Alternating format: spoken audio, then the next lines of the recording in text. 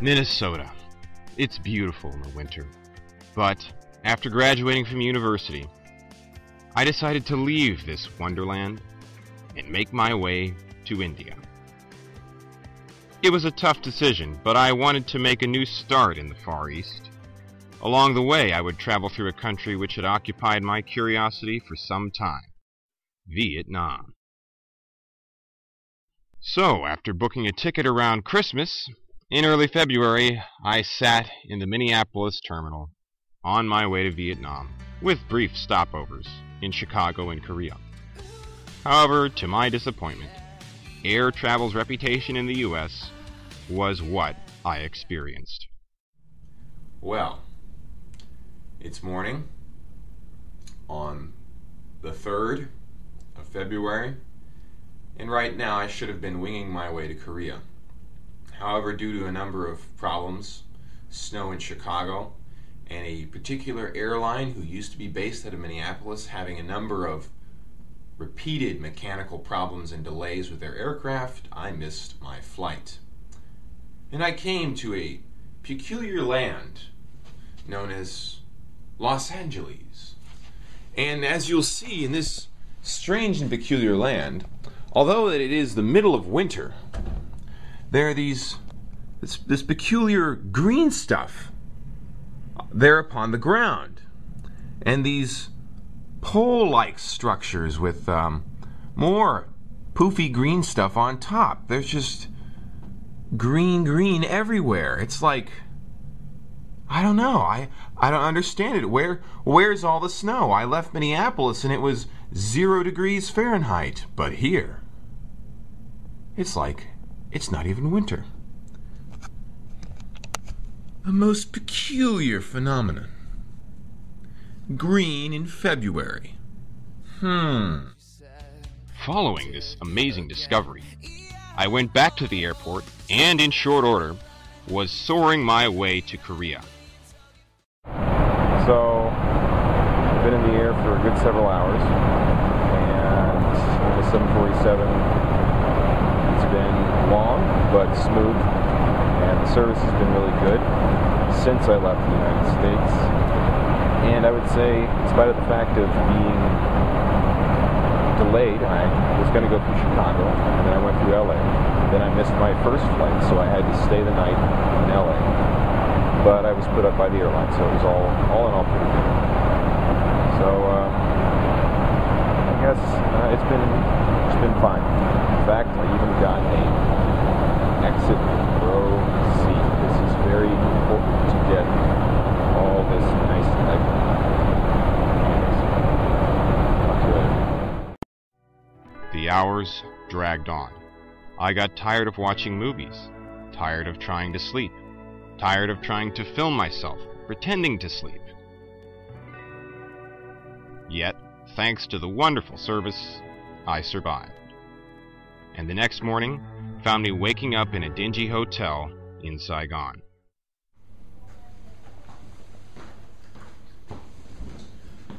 Well, it's first morning of my time in Vietnam. And as you can see, I'm in a bit of a dive of a hotel. So I'm going to go run around, try to find some breakfast, and take my first look at the city of Saigon. Should be interesting. I forayed out, taking my first view of the Nam, in what is called the backpacker district of the city. Already I began to notice a few interesting things. Senior citizens exercising in the park, a lovely cathedral was nearby, the excellent wiring system, characteristic of all Vietnamese cities. And the buildings seemed to have been patterned after me, tall and skinny. A few hours later, I caught a taxi and headed over to my preferred hotel, a nice little place, reasonably priced, and by coincidence positioned right in the heart of Saigon.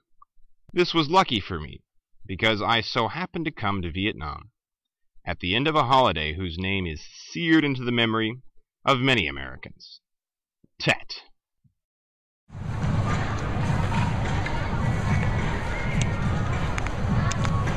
Well, as you can see, I'm in Sai Gon right now, and this is Tet.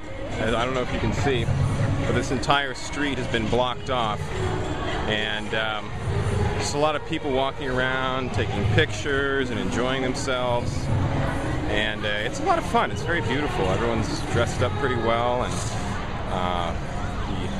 there's a lot of decorations around. And I'm just catching the tail end of Chinese New Year, or what's known here as Tet. And Tet's the most important holiday in the Vietnamese calendar. It's lunar-based, I believe. And another significance about Tet was, well, at least for the American experience, was Tet in 1968 was the big offensive that the North Vietnamese and the Viet Cong put on, or the Vietnamese Liberation Front, I believe it's called, put on to oust the United States. And although they didn't succeed at that point, that was, in many people's minds, that was the turning point of the what's called here the American War. But that's all pretty much far from anybody's mind, if you ask me. Around here, people are just enjoying themselves. It's a rather warm day for me, but I think it's actually the cool season for Saigon. Anyways, I'm gonna look around, show you a bit more. I'm just glad I was able to come. It's been a nice vacation, and so far I'm having a good time. Food's cheap, coffee's great, and I just came from Minnesota where it was 0 degrees Fahrenheit, and now it's about 80 degrees Fahrenheit, so it's a big, big change. From 4 feet of snow to this. Get a load of that.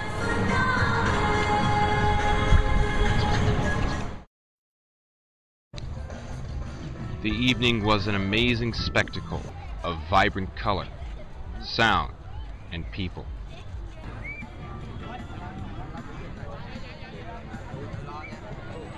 Crowds of people packed into the main boulevard in their holiday best, posing next to the holiday decorations, seeing the sights and being seen, welcoming in the new year.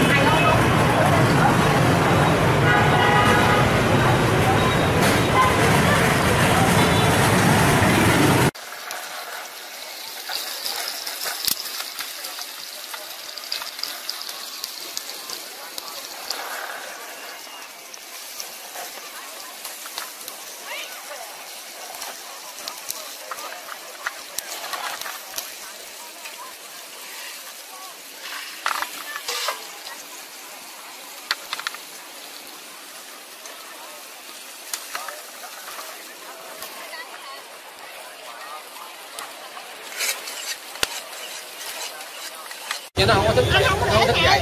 Hả? Để một chứ cái này thôi. Không, bây giờ cũng như lỡ em để cái này chứ đêm để hai cái bình thường trước đi ha. Dạ. Rồi em đỡ để đi.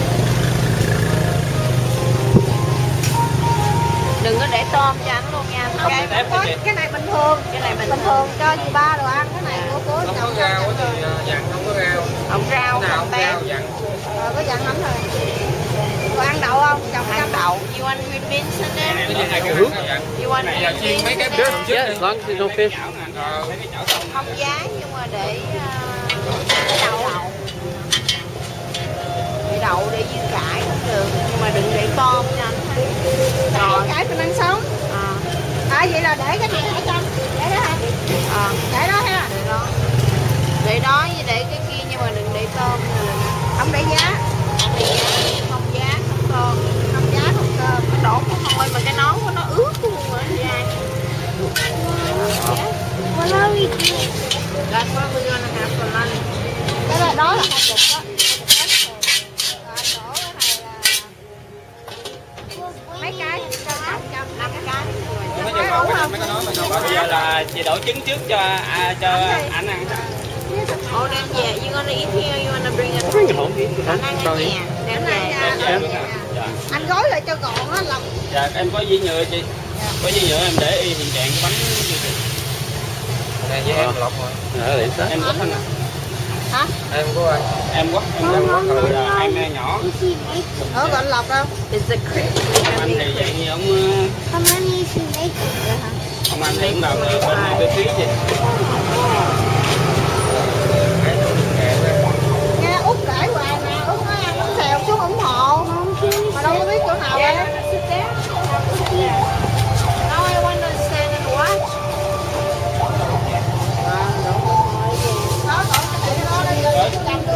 Đó để đó này đã rồi để Trâm ơi. Dạ. Ăn thịt gà không có thịt gà khác. You want chicken on your Whatever. Sure, whatever. Thì Doesn't matter. đừng tôm, đừng có giá là được rồi. không tôm không giá. Rồi này chị đem về ha.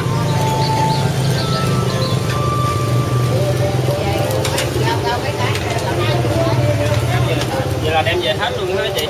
Dạ. Hết luôn rồi. Ủa là chồng có 6 cái rồi. 6 cái. So how much will one of these be? One crepe is about how much?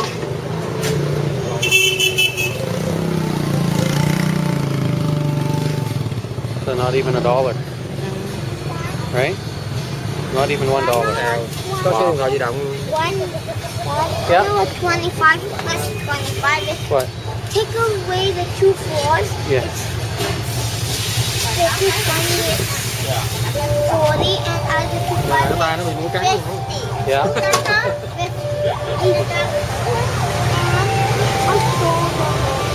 Không phải nó chỉ lúc mà chụp mình mà nó chỉ quay ở cái tay mình bóc và trứng ra thôi. Quay cảnh ngắn xong rồi chủ đi đây ok biết gì đây. Không. Ăn đi. Ăn đi ơi thật đấy mà rồi. Một tí thôi để cho Em gái em ăn đi. Hồng ăn đi. thế em bé xinh cái này tốt ăn đấy ăn. Ngồi đi ăn đi thôi. Bác là ngồi lui ghế vào đây vào. Bà con giấm ăn cái gì đây? Ăn cái gì thì bà lấy.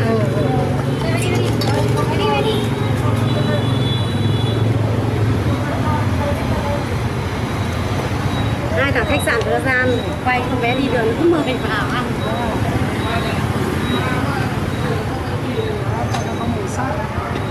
Đây có cái này móc từ thò vào đấy nè. Ăn thì không phải đây, cái dầm rất bình thường. Tự nhiên để ăn.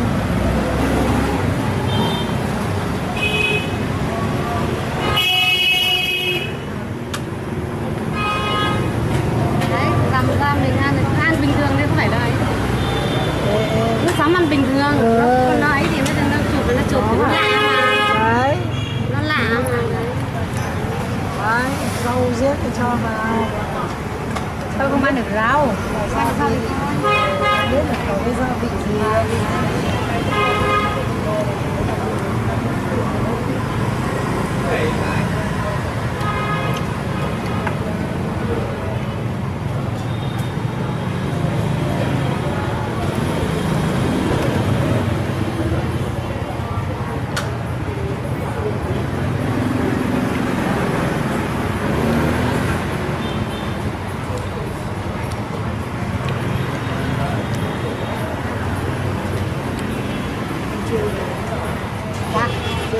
có cho con.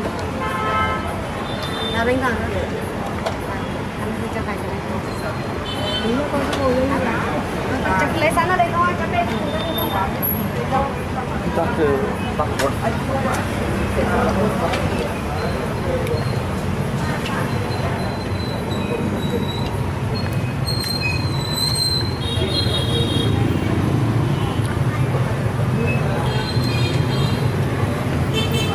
Cạnh cái là gừng hả cô?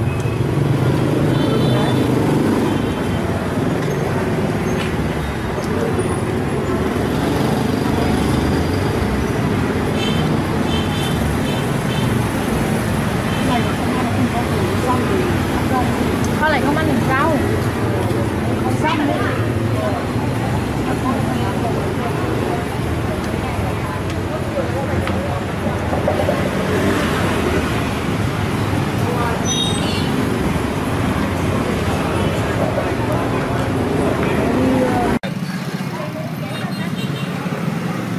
Reds equal runs.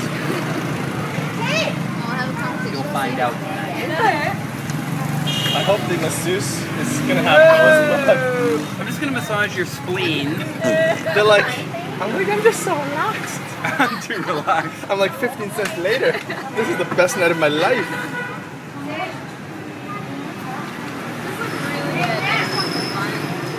Looks great, right?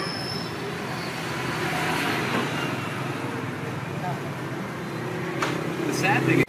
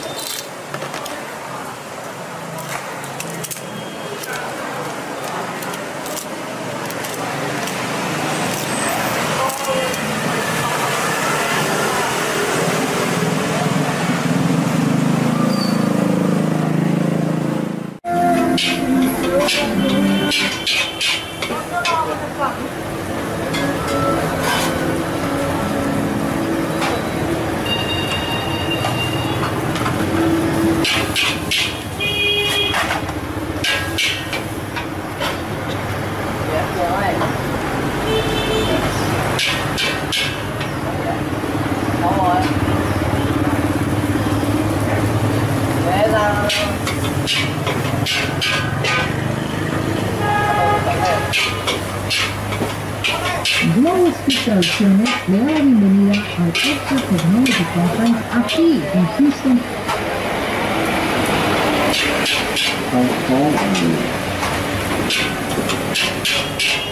Is the bank tall? Is there a movie theater nearby? What do people usually do in the summer in Los Angeles? What kind of music do you like? What time does the movie start? What's your favorite food? Who was your teacher? Would you like to have dinner with me?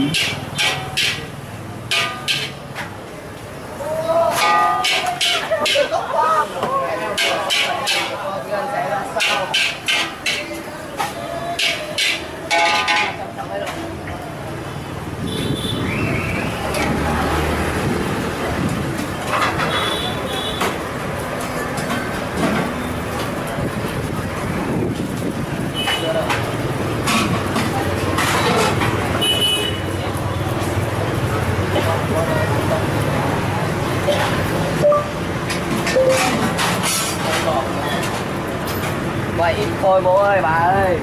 Em nói đi kia đâu quay.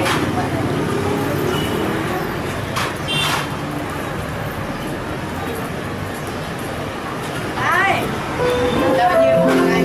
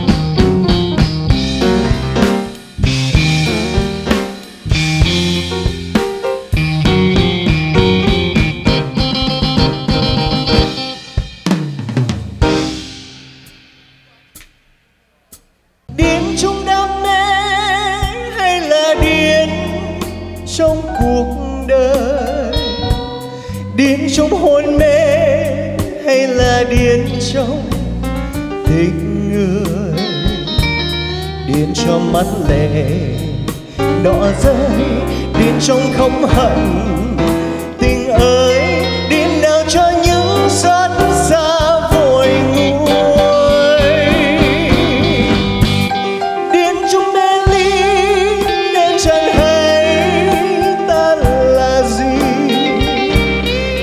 trong cô đơn, ta chẳng nghe ta giận hờn, điên trong mắt lệ đỏ rơi, điên trong không hận tình ơi, điên nào cho hết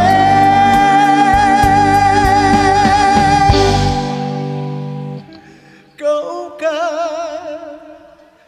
tình buồn.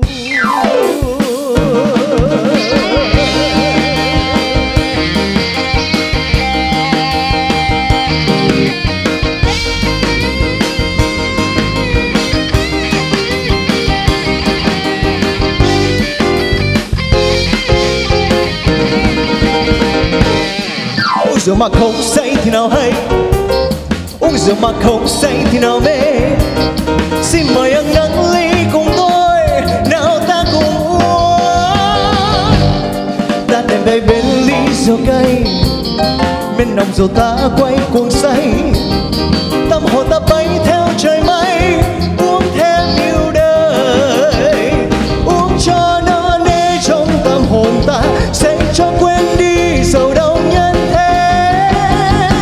Ai biết những lúc đã say thật say, rượu nào cay bằng bên ái tình, mềm đôi môi cứ uống rượu với tình. Rượu so với tình là rượu hơn, ly rượu nào với trong chiều nay, má hồng nào phải trong vòng tay. Ân tình chưa vui đã vội bay, người yêu nào thấy. Ta tèn về bên ly rượu cay, đất trời còn quay ta còn say. Tâm hồn ta bay theo trời mây, uống thêm yêu đời.